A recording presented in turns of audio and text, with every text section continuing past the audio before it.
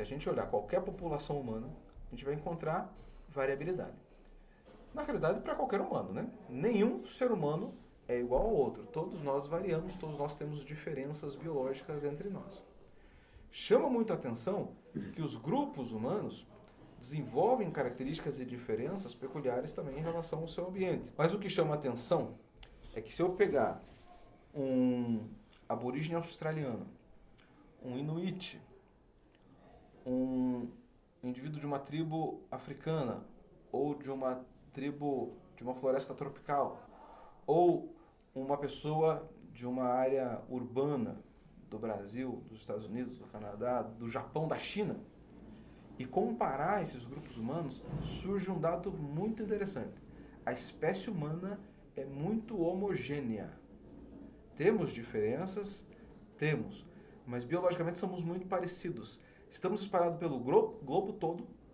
Mas se a gente pega, por exemplo, os chimpanzés que estão numa área restrita da África e estuda as populações de chimpanzés, eles têm mais diferença biológica entre eles do que nós.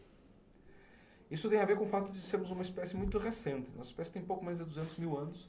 Então, apesar da diversidade cultural que a gente encontra e diversidade biológica, é tudo muito parecido ainda.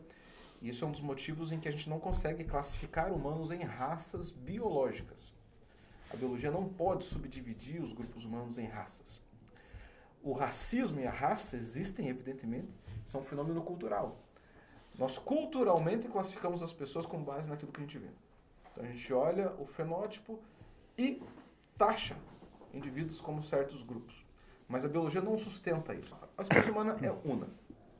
Mas tem sim diferenças. Isso não quer dizer que não haja diferenças. Todos temos diferenças entre nós. Numa mesma família, pai, mãe e filhos, você vai encontrar variabilidade. Então, para responder a sua pergunta agora, existem hipóteses várias. 3 são as mais fortes hoje. E para responder a sua pergunta, vou puxar uma, Luiz, da distribuição da obesidade no mundo, né? E uma delas hipotetiza que conforme a gente migrou para diferentes regiões, o nosso metabolismo se adaptou de maneira diferente também. Por exemplo, aqueles que foram para as regiões mais frias teriam desenvolvido uma taxa metabólica basal mais alta. O que é taxa metabólica basal? Se eu passar o dia todo tranquilo em casa, só na Netflix, ainda assim no final do dia eu vou ter gasto ali aproximadamente 2.000 calorias. Porque o coração tem que bater, o fígado tem que funcionar, o estômago tem que funcionar, o cérebro, que no adulto consome 20% das calorias nossas, tem que funcionar também. E aqueles que teriam migrado para regiões mais quentes, desenvolvido uma taxa metabólica basal mais baixa, e portanto, na média, ao invés de 2.000, um pouquinho menos. Né? 1.800, 1.700. E aí essa hipótese especificamente tenta ajudar a explicar por que em determinadas regiões do planeta você tem mais ou menos incidência de obesidade.